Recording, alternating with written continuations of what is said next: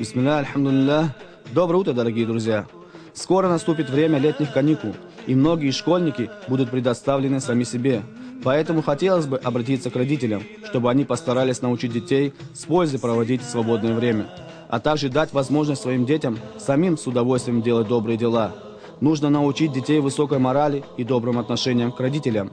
Родители сами должны показывать добрый пример в отношениях между собой и тем более к своим детям.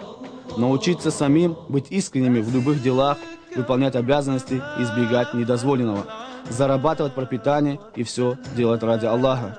Нужно относиться к детям с теплом и добротой. В этом случае они тоже будут проявлять любовь к другим. Особенно в дни каникул не нужно оставлять детей без внимания. Нужно занять их полезными и интересными занятиями, чтобы их не тянуло к нездоровым компаниям, вредным занятиям, курению, употреблению спиртного или принятию наркотических веществ. Хочу подчеркнуть, чтобы все были ласковыми и милосердными, особенно с матерью, ведь именно ей положено больше добра и милости. И добрым нужно быть не только с родителями, но и с друзьями родителей, и нужно выражать послушание и доброе отношение к старшим братьям. Нужно постараться найти свободное время и уделять внимание изучению религиозных наук.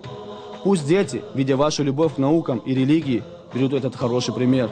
Научатся сдерживать себя от совершения подлости и лжи. Нужно следить за тем, чтобы дети общались с достойными людьми, чтобы их друзья не вносили в семью разногласия тем, что научат ваших детей запретам. Нужно ограждать и себя, и детей от плохих друзей. Ведь верно говорят, что с кем поведешься, от того и наберешься. А тому, чему научатся наши дети, проявится сразу. Поэтому важно понять, что детям нужно обеспечить полезное общение без последующего вреда.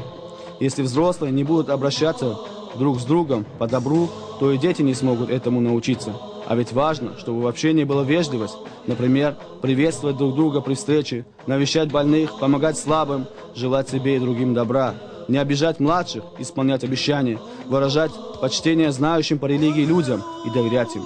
Набирать религиозные знания и передавать их другим. Не причинять вреда никому, не воровать и не заглядывать на чужое.